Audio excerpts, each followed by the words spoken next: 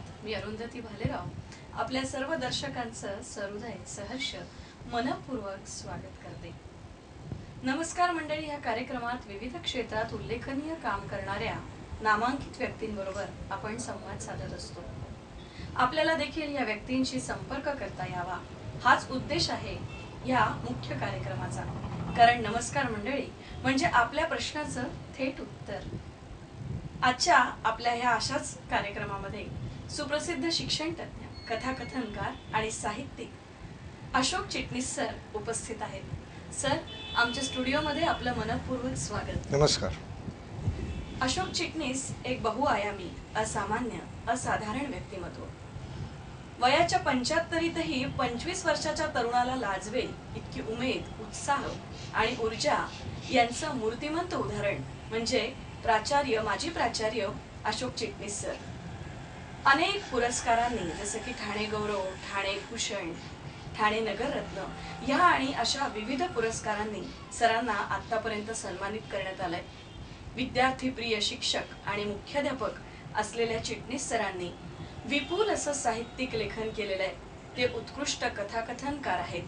अनेक सामाजिक संस्थांशी ते जोडलेले आहेत। असं हे बहुआयामी व्यक्तिमत्व आहे। आपल्याला जर सरांशी थेट संपर्क करायचा असेल तर आपण आम्हाला 25422222 25452222 आणि 25382222 या दूरध्वनीवर संपर्क करून थेट सरांना प्रश्न विचारू शकता आणि या कार्यक्रमात आपण देखील सहभागी होऊ शकता। आपल्या स्क्रीनवर खाली आमचे नंबर्स आपल्याला दिसतील। चला तर मग सरांशी संवाद साधूया। सर, पुनश्च एकदा आपलं मनपूर्वक स्वागत करते। धन्यवाद। सर, ठाण्यामध्ये आपण जवळपास 70 वर्ष आहात। त्यातले मला वाटतं 34 वर्ष डॉक्टर बेडेकर विद्या मंदिरमध्ये आणि त्यातही 30 वर्ष मुख्याध्यापक, एवढा व्यापक असा शैक्षणिक अनुभव आपल्याकडे आहे। आपण अनेक विविध असे उपक्रम या माध्यमातून राबवले, वैशिष्ट्यपूर्ण उपक्रम राबवले। त्या विशेष अशा उपक्रमांबद्दल आम्हाला थोडक्यात सांगा। शाळेमध्ये आपण म्हणता तसं खरोखरच मी वेगवेगळ्या प्रकारचे उपक्रम केले। त्याच्यामध्ये एक विशेष असं की माझा चरित्र वाचनावरती फार भर होता। मुलं ही चरित्र वाचन केल्याशिवाय किंवा कुठलाही माणूस हा चरित्राचं वाचन केल्याशिवाय घडू शकत नाही, त्याला दिशा मिळू शकत नाही, त्याला ध्येय मिळू शकत नाही। या दृष्टिकोनातून मुलांनी, शिक्षकांनी आणि सर्वसामान्य माणसांनी चरित्र वाचलं पाहिजे असं मला वाटायचं।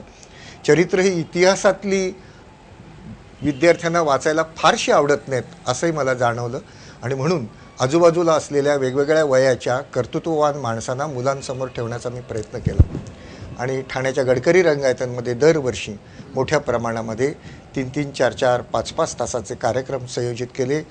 समाजातले विविध अशा प्रकारचे 400 वेगवेगळे कर्तबगार लोक मी मुलांसमोर ठेवले।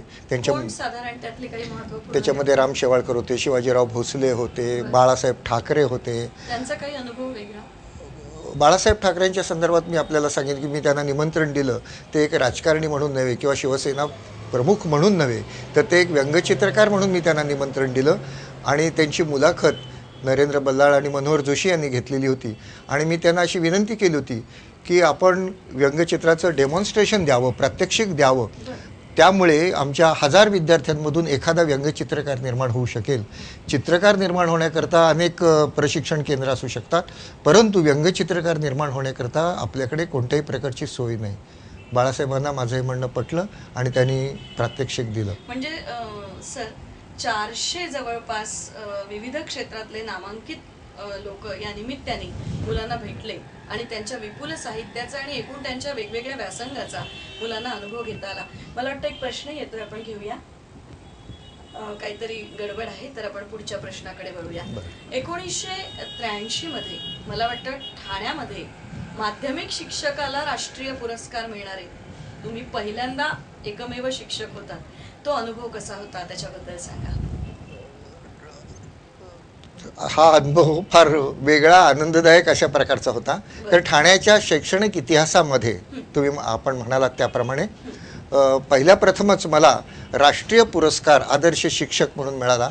त्याच्या आधी 1982 साली तो अनाउन्स झालेला होता आणि 83 साली तो आपले माननीय राष्ट्रपती झैल सिंग यांच्या हस्ते मला तो प्रदान करण्यात आला। माझ्या आयुष्यातलाच काय असं ठाणेकरांच्या आयुष्यातला तो एक आनंदाचा दिवस होता, शैक्षणिक क्षेत्रातला तो आनंदाचा दिवस होता असं म्हणता येईल. या संदर्भात अधिक काय सांगणार? बरोबर सर, महाराष्ट्र पब्लिक सर्व्हिस कमिशनवर मला वाटतं तुम्ही एकमेव माध्यमिक विभागातले शिक्षक नेमलेला होतात MPSC वर. तो एक आणखीनही त्याबद्दल थोडक्यात सांगा. बरोबर. मी 29 फेब्रुवारी 1996 रोजी निवृत्त झालो डॉक्टर बेडेकर विद्यामंदिरातून 34 वर्षाच्या सेवेनंतर. आणि त्यानंतर लगेचच 1 मार्चला म्हणजे दुसऱ्या दिवसापासून लोकसेवा आयोगावरती, महाराष्ट्र लोकसेवा आयोगावरती माझी नियुक्ती झाली एक सभासद म्हणून. आणि MPSCच्या ज्या परीक्षा असतात त्या परीक्षा घेणं, मुलाखती प्रामुख्याने घेणं, हे आम्हा 4-5 सदस्यांकडे आणि अध्यक्षांकडे असं काम होतं. आणि महाराष्ट्रामधून अतिशय हुशार मुलं, अभ्यासू मुलं ह्या परीक्षेला बसत असत. आणि विशेष आपण म्हणालात त्याप्रमाणे महाराष्ट्रातच काय संबंध भारतामध्ये आजपर्यंत लोकसेवा आयोगावरती माध्यमिक शाळेचा कोणीही शिक्षक नियुक्त झालेला नाही. तो मान मला मिळू शकला, हे माझं भाग्य आहे असं मी म्हणेन. सर, तुम्ही विपुल असं साहित्य लेखन केलेलं आहे. आतापर्यंत जवळपास किती पुस्तकं तुम्ही? आणि खरं तर आईला आपलं प्रत्येक आई बापाला प्रत्येक आपलं अपत्य आवडतंच असतं, पण तरी सुद्धा इतकी पुस्तकं तुम्ही लिहिली, त्यातलं तुम्हाला आवडलेलं तुमचं सगळ्यात जास्त चांगलं पुस्तक कुठलं असं तुम्हाला वाटतं? हां, तुम्ही जरा अवघड प्रश्न मला विचारलेला आहे.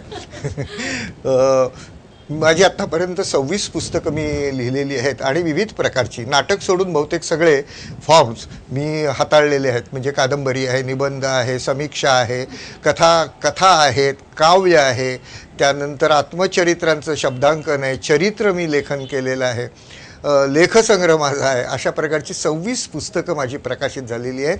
27वं पुस्तक आता 1 महिना 2 महिन्यात प्रकाशित होईल. आता सर्वात आवडतं माझं पुस्तक असं जर म्हटलं तर 1-2 पुस्तकं सांगणं अवघड असतं फार लेखकाला, पण तरीसुद्धा मी असं म्हणेन की साप आणि शिडी हा जो माझा कथासंग्रह आहे की ज्या माझ्या कथासंग्रहातल्या 6 कथांना राज्य पातळीवर पारितोषिकं मिळालेली आहेत. आणि माझ्या कथाकथनात त्या कथा मी सांगतो त्यातल्या काही. तर तो कथासंग्रह मला आवडतो. त्याचप्रमाणे दुसरं एक पुस्तक मी सांगेन आपल्याला, आपली परवानगी घेऊन, की जगावेगळ्या नावाचं माझं पुस्तक आहे की ज्याला कोमसापचा पुरस्कार लाभलेला आहे आणि ज्याची 3री आवृत्ती आहे. 1 महिन्यामध्ये 1 आवृत्ती संपली. तर जगातल्या 35 अशा बायका आहेत की अशा झाल्या नाहीत आणि भविष्यात पुन्हा होणार नाहीत. त्यांची कर्तबगारी, त्यांचं कार्यकर्तृत्व यांचा एक आलेख मी थोडक्यात चित्रित केलेला आहे. मला वाटतं मुग्धा घोडके प्रतिष्ठानतर्फे आपलं 23 एप्रिलला हृदयस्थ हे पुस्तक येऊ घातलंय, त्याबद्दल आमच्या दर्शकांना थोडक्यात सांगा. हा, हृदयस्थ हे जे पुस्तक आहे माझं, या पुस्तकामध्ये व्यक्तिचित्र आहेत आणि माझ्या अतिशय जवळची अशी जी माणसं मला वाटतात अशा वेगवेगळ्या माणसांवरती मी त्याच्यात लेखन केलेलं आहे. मी त्यात मंगेश पाडगावकर आहेत, त्याच्यामध्ये संगीता धायगुडे आहे, त्याच्यामध्ये म्हणजे ती उपायुक्त आहे आता, तिचं आयुष्य कादंबरीसारखं आहे, स्वभाव चित्रणात्मक. नंतर श्रुजा प्रभुदेसाई म्हणून आहे की जी कळाया लागल्या जीवा किंवा पुरुष या नाटकाची नायिका होती, अनेक मालिकांची काम केलं आहे. सुधीर फडके त्याच्यामध्ये आहेत, शंकर वैद्य त्याच्यामध्ये आहेत, विंदा कर्दीकर आहेत. अशी वेगवेगळ्या प्रकारची माणसं की जी माझ्या आयुष्यात मला फार ज्यांचा सहवास लाभला आणि ज्यांनी माझ्यावर विलक्षण प्रेम केलं अशा माणसांवर लिहिलेलं ते पुस्तक आहे. मला वाटतं मुग्धा घोडके प्रतिष्ठान तुम्ही स्थापन केलंय. मुग्धा चिटणीस एक नामवंत कथाकथनकार आणि तुमची कन्या हिच्या नावाने हे प्रतिष्ठान तुम्ही सुरू केलंय. तर काय उद्देश आहे ते सुरू करण्यामागचा किंवा काय स्वरूप आहे ते सुरू करण्यामागे? मुग्धा ही माझी मुलगी आणि वयाच्या 30व्या वर्षी ती कॅन्सरने अमेरिकेमध्ये अकाली गेली. ती BAला पहिली होती, MAला पहिली होती युनिव्हर्सिटीमध्ये. त्याचप्रमाणे चित्रपटामधली ती नायिका होती, कथाकथनकार म्हणून तिने 500-700 प्रयोग इथे केलेले होते. बपूंची ती शिष्या होती आणि ती गेल्यानंतर आम्ही हे प्रतिष्ठान स्थापन केले की ज्याचे मनोहर जोशी अध्यक्ष आहेत. खासदार बाळ आपटे जे वारले तेही विश्वस्त होते.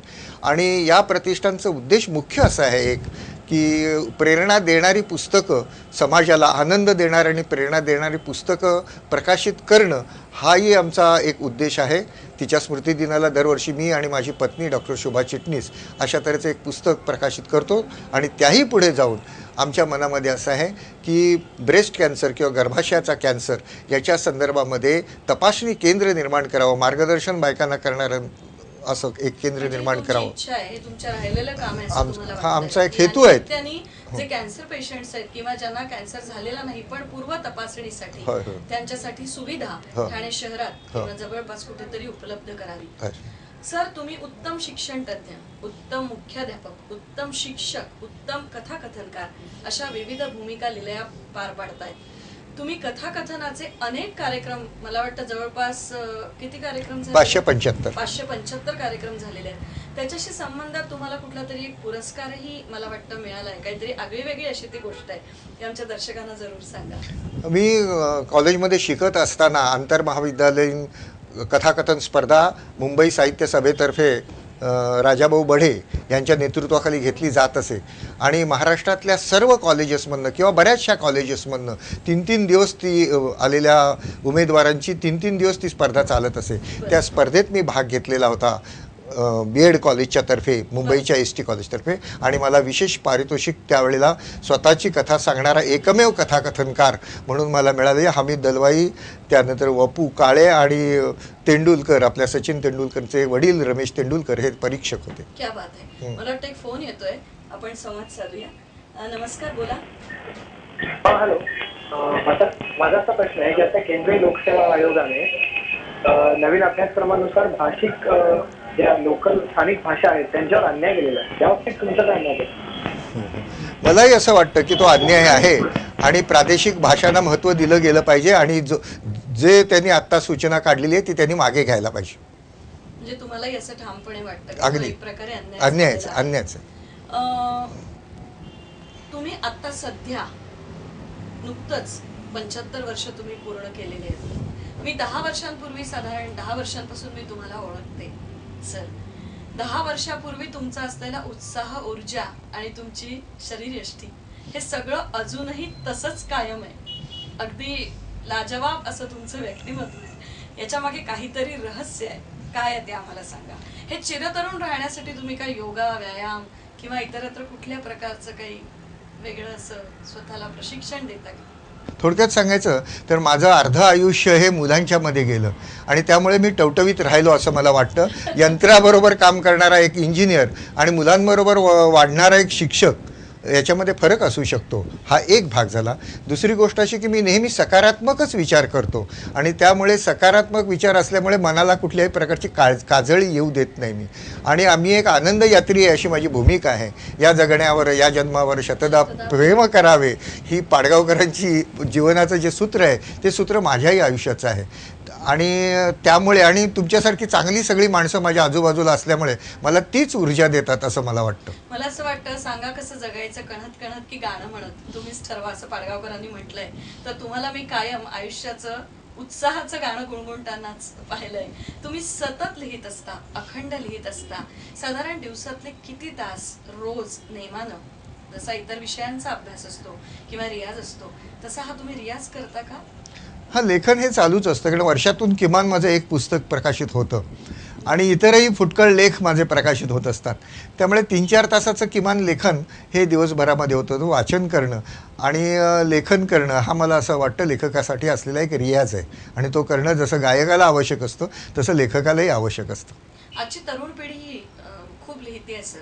या तरुण पिढीने कशा प्रकारचं वाचलं पाहिजे आणि लिहिताना काय काळजी घ्यायला पाहिजे किंवा कशा प्रकारचं लिखाण त्यांनी केलं पाहिजे असं तुम्हाला वाटतं? पहिली गोष्ट अशी मला असं वाटतं की तरुणांनी किंवा लेखन करू इच्छिणाऱ्या कोणत्याही वयाच्या माणसांनी मुख्यतः नवीन आणि जुनं असं साहित्य वाचन केलं पाहिजे. संत साहित्याचं वाचन केलं पाहिजे.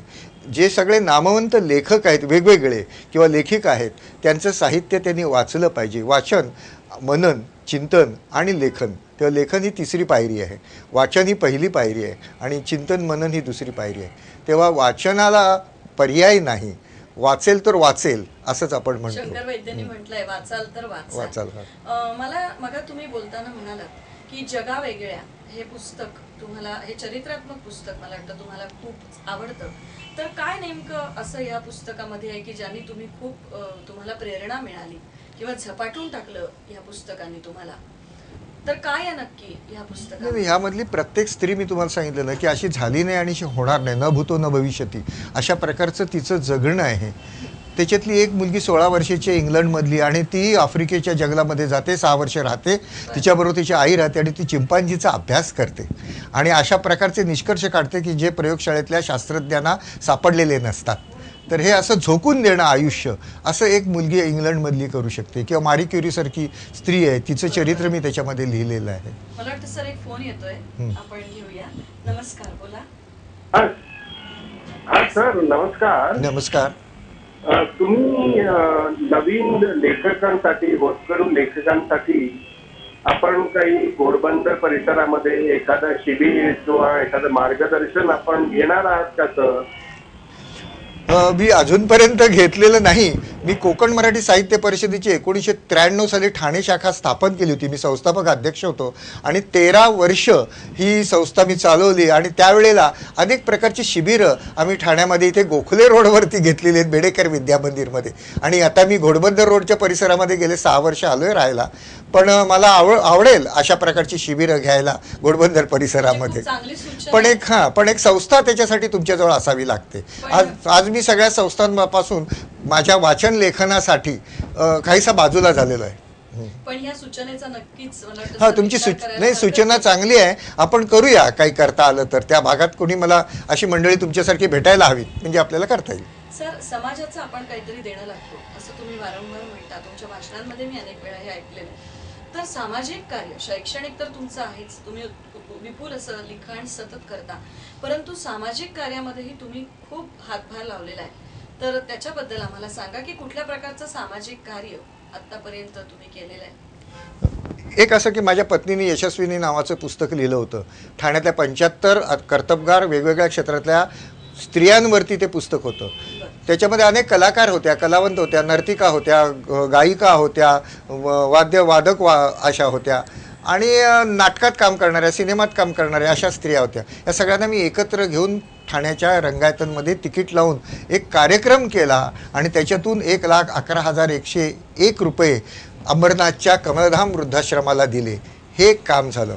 त्यानंतर बदलापूरचा जो वृद्धाश्रम आहे, सेवा वृद्धाश्रम, त्या वृद्धाश्रमाला सुद्धा बेडेकर विद्यामंदिरमध्ये मुख्याध्यापक असताना विद्यार्थी आणि शिक्षकांच्या आणि पालकांच्या मदतीने कॉन्ट्रिब्युशन गोळा करून, वर्गणी गोळा करून तिथे एक वृद्धांसाठी खोली बांधून दिली.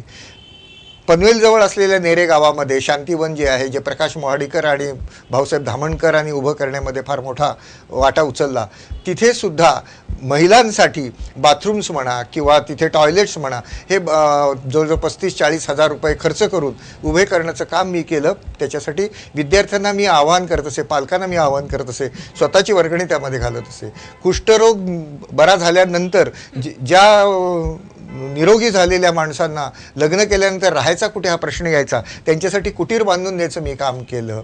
आणि नॅपसारखी संस्था जी आहे मुंबईला अंध विद्यार्थ्यांकरता, त्या संस्थेला दरवर्षी हजारो रुपयाचा निधी मी विद्यार्थ्यांच्या मार्फत उभा करून दिला. अशा वेगवेगळ्या संस्थांना असा निधी उभा करण्याचा प्रयत्न केला. अनुताई वाघ ह्या मला स्वतःला एक मानसपुत्र मानत असत, त्यामुळे आदिवासींच्या संदर्भात सुद्धा मी त्यांच्याबरोबर अनेक वर्ष डहाणू बोर्डीमध्ये काम केलेलं आहे. सर, तुम्ही इतकी मुलं विद्यार्थी म्हणून तुमच्या हाताखालनं गेलेली आहेत. पूर्वीचा विद्यार्थी आणि आजच्या शतकातला विद्यार्थी, काय बदल तुम्हाला जाणवतो? खूपच फरक पडलेला आहे. आपल्याकडे साधारण पूर्वी 20 वर्षांनी पिढी बदलत असे, आता 5 वर्षांनी पिढी बदलते. आणि आजचा जो विद्यार्थी आहे त्याला एक्सपोजर खूप आहे. त्याचं जे नॉलेज आहे, त्याचं जे ज्ञान आहे किंवा त्याला मिळणारी जी माहिती आहे ती इतकी विपुल आहे की त्याच्यामुळे आजचा जो विद्यार्थी तो जागृत आहे. दुसरी गोष्ट अशी की घरातल्या वातावरणामुळे सुद्धा आईवडिलांचा त्याला धाक वाटत नाही, भीती वाटत नाही, आदर वाटतो किंवा प्रेम वाटतं, पण तो आईवडिलांशी सुद्धा मित्राप्रमाणे बोलत असतो. तसाच तो आता मोकळा झालेला आहे. शिक्षकांना सुद्धा तो प्रश्न विचारताना कुठल्याही प्रकारची त्याला भीती वाटत नाही.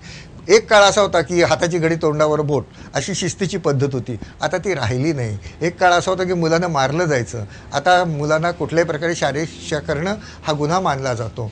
तर अशा वातावरणामध्ये मुलं खूप मोकळी झालेत, अभ्यासू झालेत असं मला वाटतं. मुलं खूप हुशार आहेत, बुद्धिमान आहेत आणि मुलांच्यामधली कुतूहल शक्ती जी आहे ती वाढलेली आहे असं मला दिसतं. सर, कथाकथनकार म्हणून मुग्धाबरोबर आणि व्यक्तिशः तुम्ही सुद्धा महाराष्ट्रभर अनेक ठिकाणी फिरलात. एखादा अविस्मरणीय असा लक्षात राहणारा अनुभव? खूप आहेत अनुभव खरं सांगायचं तर, पण एक नाशिकमधला मी तुम्हाला सांगतो की नाशिकमध्ये मुग्धाचं कथाकथन अचानक आधी तिथल्या नाशिक महानगरपालिकेतर्फे कार्यक्रम झाला होता आणि दुसऱ्या दिवशी आम्ही ठाण्याला यायला निघालो असताना नाशिकमधली काही तरुण मंडळी आम्हाला भेटायला आली आणि ती म्हणाली की आमच्याकडे आम्ही एक दुसरी व्याख्यानमाला चालवतो इथे 1 मेपासून 31 मेपर्यंत आणि गंगेच्या तीरावरती ती चालवतो, तर तिथे आज एक वक्ते येणार नाही तर आम्हाला मुग्धाचं कथाकथन ठेवायचं तर तुम्ही आज इथे थांबा. तर आम्ही त्यांना म्हटलं आमचं रिझर्वेशन झालेलं आहे आणि आम्ही जाणार आहोत, बसचं रिझर्वेशन झालं होतं. ते म्हटले आम्ही तुम्हाला उद्याचं रिझर्वेशन करून देऊ, आजचं रिझर्वेशन रद्द होईल आमच्याकडनं. आणि तो कार्यक्रम जेव्हा झाला तेव्हा तुम्हाला सांगतो 10,000 लोकांपेक्षा अधिक लोक नदीवर बसलेले होते. पाऊस पडला आणि माझ्याकडे त्याचे फोटो आहेत. पाऊस पडला तर पावसात सुद्धा लोकांनी मुग्धाचं कथाकथन ऐकलं आणि स्टेजच्या मागच्या बाजूला सुद्धा लोक उभे होते. इतकी गर्दी केलेली होती आणि मुग्धाच्या 3 कथा सांगून झाल्यानंतर मुग्धा थांबली, लोक उभे राहिले, म्हणाले आम्हाला 4थी कथा हवे आणि तो कार्यक्रम अशा प्रकारे खूप रंगला. असे कितीतरी अनुभव कथाकथनाच्या संदर्भामध्ये सांगतात. आज हा कार्यक्रम अनेक लोक बघत असतील आणि अनेक महिला कथाकथनकार म्हणून सुद्धा सध्या पुढे येत आहेत. तर एखादी कथा तयार करताना किंवा निवडताना साधारणतः कुठल्या गोष्टींची काळजी घेतली पाहिजे किंवा कशा प्रकारचा अभ्यास कथाकथन करण्यासाठी केला पाहिजे? प्रश्न अतिशय चांगला आहे तुमचा आणि एक प्रकारे अवघडही आहे. पण मी तुम्हाला असं सांगेन की 100-200 कथा वाचल्यानंतर एखादी कथा मिळते की जी कथा कथनासाठी उपयोगी असते. जशा काव्य वाचनामध्ये कविता स्टेजवर तर सादर करायच्या, व्यासपीठावर तर सादर करायच्या कविता वेगळ्या असतात आणि वाचकांनी घरात बसून वाचायच्या कविता वेगळ्या असतात. तर त्याप्रमाणे सांगण्याच्या कथा वेगळ्या असतात आणि त्या कथांच्या संदर्भामध्ये अगदी थोडक्यात सांगायचं झालं तर एक म्हणजे त्यात नाट्य असावं लागतं, संवाद असावे लागतात. ही फार महत्त्वाची गोष्ट आहे. लोकांना ऐकत राहावी अशी ती कथा असावी लागते आणि सांगणाऱ्याजवळ ते कौशल्य असावं लागतं, मुख्य म्हणजे सांगण्याचं. तर कथा निवड करणं ही फार कठीण गोष्ट आहे. मुग्धाच्या सगळ्या कथा मीच निवडत असे, तिला मार्गदर्शन वपू करत असत, पण कथा निवडण्याचं काम मी करत असे. मला एक प्रश्न असा पडतो की एखादी कथा एखाद्या प्रसिद्ध अशा लेखकाची किंवा लेखिकेची तयार करताना ती जशीच्या तशी तयार करावी का आपण ती वाचून आपल्याला जसं आकलन होईल तशी ती कथा सांगण्याचा प्रयत्न करावा? नाही, कथा काही वेळेला मोल्ड करावी लागते, काही वेळेला जशीच्या तशीही सांगता येते. म्हणजे वपूंच्या अशा काही कथा आहेत की ज्या सांगता येतात जशाच्या तशा, पण त्याच्यात वपूंच्या बाबतीत सुद्धा मी तुम्हाला असं सांगेन की वपू काळे हे स्वतःची कथा सांगताना सुद्धा ती मोल्ड करत असत किंवा त्यात काही बदल, म्हणजे लिखित कथा आणि सांगण्याची कथा ही जशी पटकथा असते चित्रपटाची तशी ती कथेमध्ये बदल करावा लागत असे. म्हणजे लोकांना पाल्हाळी कथा चालत नाहीत, संवाद लांबलचक चालत नाहीत, कंटाळवाणेपणा येतो आणि म्हणून चटकदार असे नाट्यमय अशा प्रकारचे संवाद त्या कथेत असावे लागतात. घटना खूप असाव्या लागतात. तुम्हाला वर्णनं चालत नाहीत लांबलचक, कादंबरीत चालतात लांबलचक वर्णनं परिच्छेदच्या परिच्छेद, पण कथाकथनात नाही चालत. सर, साधारण कुठल्या प्रकारच्या कथा या कथाकथन करताना रंगमंचावर सांगितल्या जाऊ नये असा काही त्याला नियम आहे का? 4 चौघात बसल्यानंतर जी कथा ऐकताना आपल्याला शरमल्यासारखं होईल अशी कथा सांगू नये, अश्लील असलेली कथा सांगू नये, चावट असलेली कथा सांगू नये असं मला स्वतःला वाटतं एक शिक्षक म्हणून. जी लोकांना आवडेल आणि कदाचित प्रेरणा देईल, आनंद तर देईलच. पहिली गोष्ट अशी की कथा ही कथा असायला पाहिजे, वाङ्मयीन दृष्टीने ती अतिशय उत्तम वाङ्मय कृती असली पाहिजे आणि नंतर मग ती प्रेरणा देणारी असली तर फारच चांगली गोष्ट, म्हणजे दुधात साखर. नुकतंच व्यास क्रिएशन आणि अशोक चिटणीस विद्यार्थी वर्ग आणि मित्रमंडळ यांच्या माध्यमातून सप्तरंग नावाचं पुस्तक मला वाटतं तुमचं इतक्यातच प्रसिद्ध झालं आणि तुमचा वाढदिवस खूप थाटामाटात साजरा झाला. तर त्या सप्तरंगाच्या निमित्ताने काय आहे नक्की त्या सप्तरंगात ते आमच्या वाचकांना सांगा. सप्तरंग याचा अर्थ इंद्रधनुष्य, 7 रंग. माझं जे पुस्तक आहे ह्या पुस्तकामध्ये ललित निबंध आहेत, लघुनिबंध आहेत, त्याचप्रमाणे वैचारिक निबंध आहेत, शैक्षणिक स्वरूपाचे निबंध आहेत, प्रवास वर्णनात्मक निबंध आहेत. म्हणजे लेखांचं स्वरूप वेगवेगळं आहे. काही छोट्या अशा प्रेरणा देणाऱ्या कथा आहेत किंवा विचार करायला, चिंतन करायला लावतील अशा प्रकारच्या कहाण्या आहेत. त्यामुळे अनेक रंग त्या लेखांमध्ये आहे. प्रत्येक लेख वेगळा आहे, एका लेखाचं नातं दुसऱ्या लेखाशी नाही, म्हणून त्याला सप्तरंग असं मी नाव दिलेलं आहे. म्हणजे आयुष्यातल्या विविध अनुभवांचं ते एक चित्रण आहे. हा चित्रण आहे. बरोबर. आता सध्या नवीन तुम्ही काय लिहिताय? मी आत्मचरित्रात्मक असं एक पुस्तक लिहितोय की ज्याची माझी 300-350 पानं लिहूनही झालेली आहेत, पण ते प्रसिद्ध व्हायला 1 वर्ष 2 वर्ष लागतील, कारण ते रिराईट करावं लागतं. माझी पद्धत अशी असते की मी पुन्हा पुन्हा पुन्हा ते वाचतो, माझं समाधान होईपर्यंत मी ते पुस्तक प्रकाशात आणत नाही. मनोहर जोशींचं मी चरित्र लिहिलं 500 पानाचं, पण ते 3 वेळेला ती 500 पानं मी रिराईट केलेली आहेत. तुम्ही मध्यंतरी एक जे पुस्तक लिहिलं ते अनेक गायकांवर मला वाटतं लिहिलं, तो अनुभव कसा होता? स्वरांकित नावाचं माझं पुस्तक आहे, ते नुसतं गायकांवरती नाही आहे, तर सारेगमच्या जी स्पर्धा झाली त्याच्यामधल्या वेगवेगळ्या एपिसोडमध्ये 9 एपिसोडमधले जे महागायक होते त्यांची जडणघडण कशी झाली, त्यांना यश कसं मिळालं हे सांगतानाच सुधीर फडके किंवा अरुण दाते किंवा सलील कुलकर्णी किंवा वैशाली सामंत यांच्यासारखी सुद्धा वेगवेगळ्या वयाची यशस्वी जी गायक मंडळी आहेत त्यांचीही जीवनचरित्र मी आलेखाच्या स्वरूपात मांडलेली आहेत त्या पुस्तकामधून. बरं, तुम्ही संपादन सुद्धा मासिकाचं केलेलं आहे, त्याचबरोबर अनेक नियतकालिकांमधनं सुद्धा तुम्ही विपुल अशा प्रकारचं लेखन केलेलं आहे. तो अनुभव कसा होता, त्याबद्दल जरा सांगा. अतिशय चांगला अनुभव मला आला. आदिशक्ती नावाचं मासिक ज्याचा मी आणि माझी पत्नी डॉक्टर शुभा ही कार्यकारी आम्ही दोघं संपादक होतो, आणि त्याच्यात संपादिका म्हणून पूर्णिमा कबरे ज्या अंबरनाथच्या माझी नगराध्यक्ष आहेत आणि आत्ता नगरसेविका आहेत, आणि ती माझी विद्यार्थिनी पण आहे. तर तिच्या आग्रहाखातरच मी कार्यकारी संपादकत्व घेतलं आणि आम्ही 12 अंक प्रकाशित केले. ते 8 पेपरवर तयार केले आणि अतिशय दुर्मिळ स्वरूपाचे असे ते 12 अंक म्हणून त्यांचा गौरव झाला असं मला सांगायला मोठा अभिमान वाटतो आणि आनंद वाटतो. स्वतःचं म्हणून मी सांगत नाही, परंतु अत्यंत उत्तम फोटोग्राफी, उत्तम त्याच्यावर प्रिंटिंग आणि त्याचप्रमाणे त्याचा जो आशय होता, त्याचे जे लेख होते, त्याचे जे विषय होते, हे सगळे वेगवेगळे होते की आतापर्यंत कोणी हँडल केले नाहीत अशा तऱ्हेचे विषय त्याच्यामध्ये होते. सर, ॲक्च्युली वेळ संपत आलेली आहे, पण जाता जाता या गप्पा संपूच नाही असं वाटतंय, पण जाता जाता एक शेवटचा प्रश्न विचारते. गोमसापसाठी सुद्धा तुम्ही काम केलेलं आहे, अगदी थोडक्यात मोजक्या शब्दात आम्हाला सांगा आणि मग आपण ही चर्चा थांबवू. मधु मंगेश कर्णिकांनी 1992 साली कोकण मराठी साहित्य परिषदेची स्थापना केली आणि 1993 साली मी ठाण्यामध्ये ही 2री किंवा 3री शाखा असेल कोकण मराठीची, ती मी स्थापन केली.